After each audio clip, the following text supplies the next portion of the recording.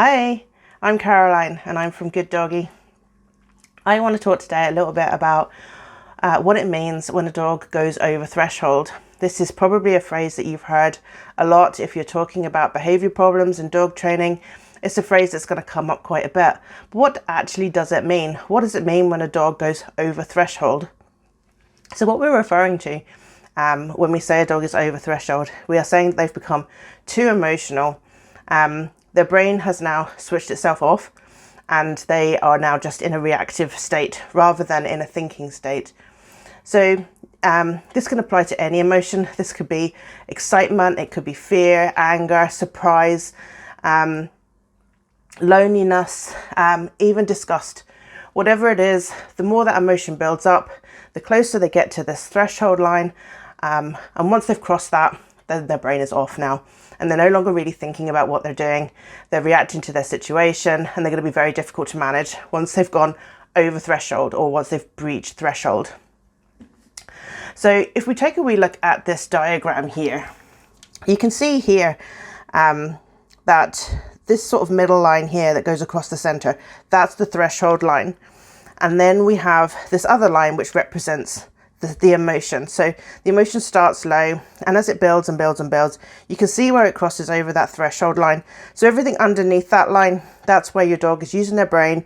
They're thinking about what they're doing. They're concentrating. You'll be able to ask them to do well-known commands. They'll respond well. They can do recalls. They'll be able to focus on you. Once they've gone across that line, that will all stop. So they'll not be able to pay attention to you anymore. And they'll be difficult to manage, difficult to handle. So let's talk about excitement, maybe, for example, because that's an easy one to think about. We all take our dogs for a walk and our dogs all get really excited about that idea.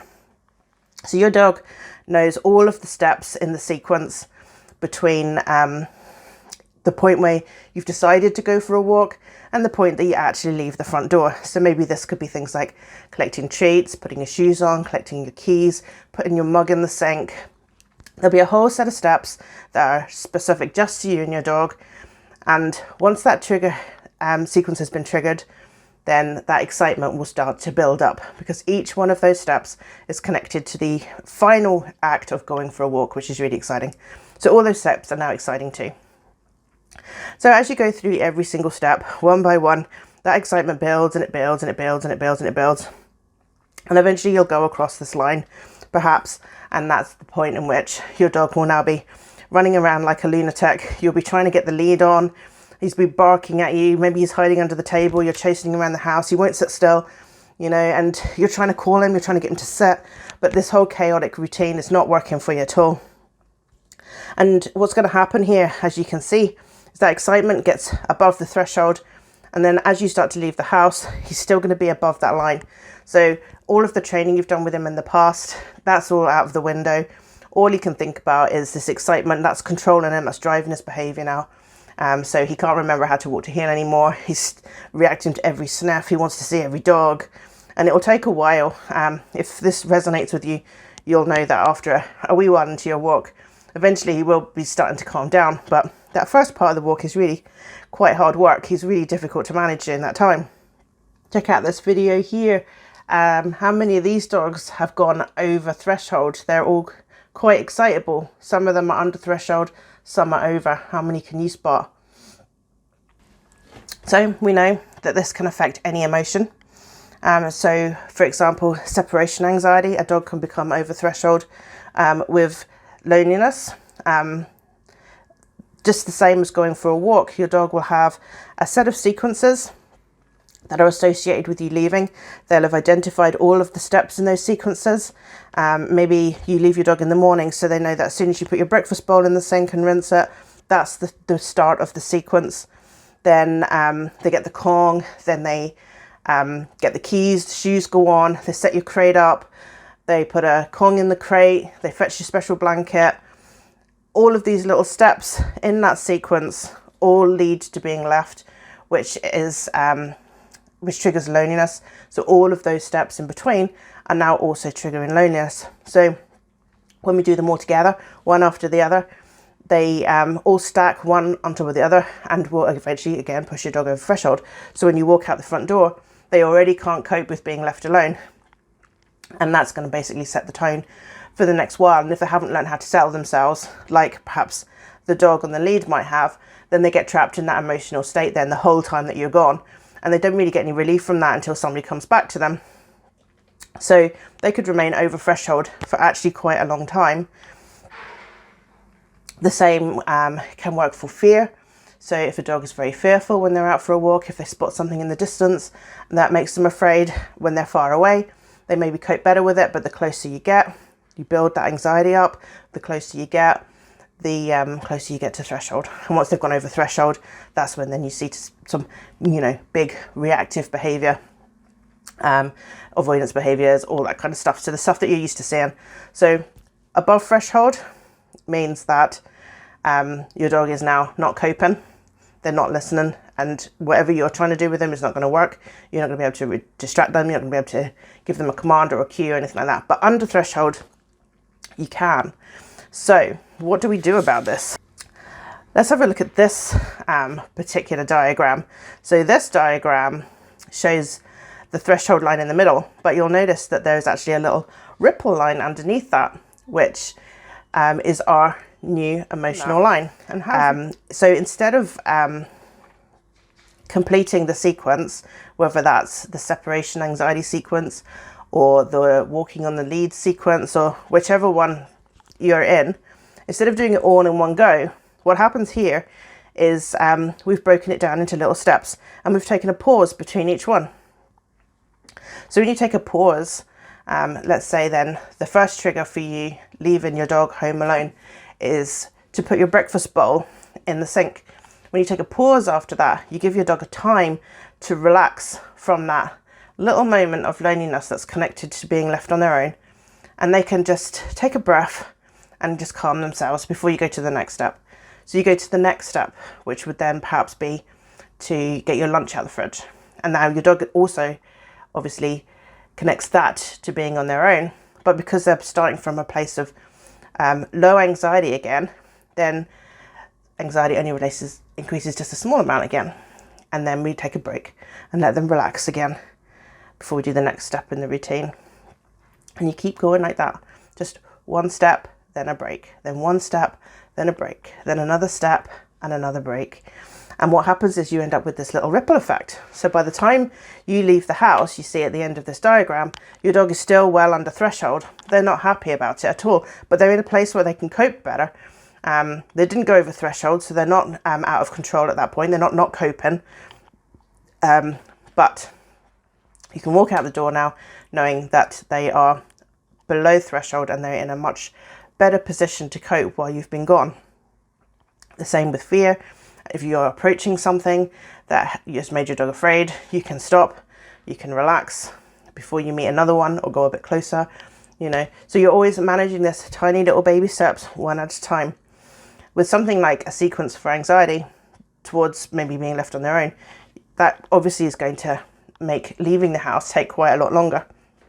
But you can see the benefits of taking all of this time and these little breathers, these little pauses in between each step that get you out of the house while your dog is in a much better position to manage their own anxieties while you're gone. So it does take longer, but it's absolutely worth it. Alternatively, we could go and we could do all of the steps in one go. And then what would happen is that anxiety would shoot right up like we see here. It'll go well above threshold. Your dog's sky high, he's not thinking straight, and he's just, he's not coping at that point. If this happens, then your option is just to wait. So when people tell you, you should just hold on tight and do nothing, this is what they're talking about. Because there's nothing we can do with your dog while he's over threshold. We need to wait now before he comes back under threshold and his brain gets switched on again. So this is what people are talking about when they're telling you to stop, do nothing and wait. There's no point in trying to distract him or talk to him or tell him off or anything like that. You can't offer him treats or anything like that. When his mind is in that state, none of that matters. What matters is that we just wait and give him the time that he needs. We can't help him. He just needs time. So once he's come back below that line again, that's when you can continue with your training.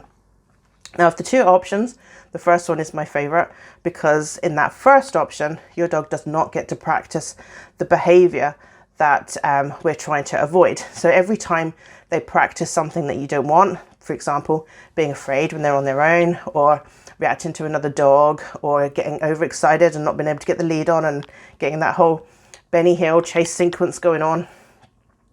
If we can avoid practicing those behaviors, then those behaviors eventually will become distant memories and our new behaviors will become new habits.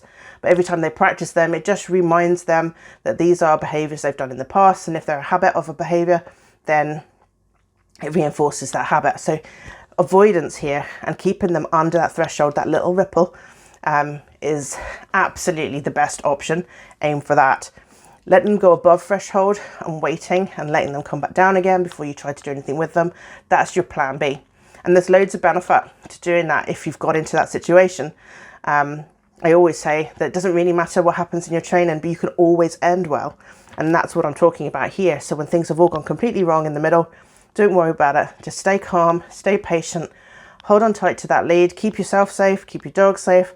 And once they're back to earth again, come below threshold, the brain is switched back on again. That gives you the opportunity now to get back involved in their training, give them something to do, focus them on something, distract them then. That's when that's going to work at the best. So plan A, don't go above threshold, keep that ripple effect low. Plan B, wait and just let that happen. And of course, it's not going to be a quick job using plan B either. The higher they go above their threshold, then the longer it's going to take to get back. But it really is just about waiting that time.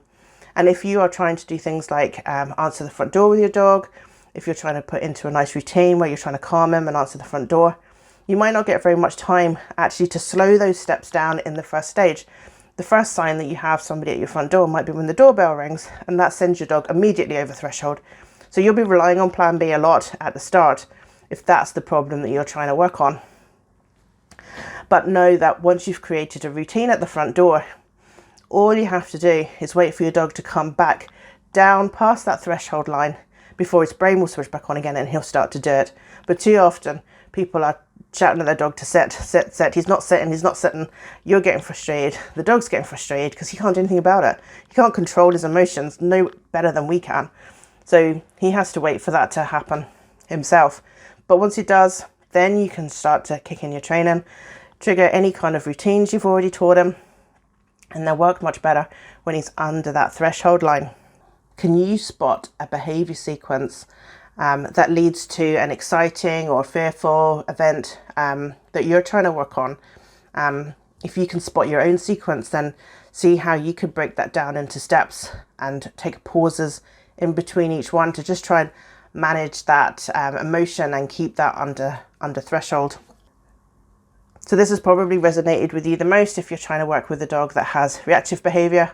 I have a whole playlist full of reactive behaviour videos, so check those out because they'll be particularly useful for you. There are also videos in there about doorbell training and that kind of stuff as well. So check those out. Take care for now.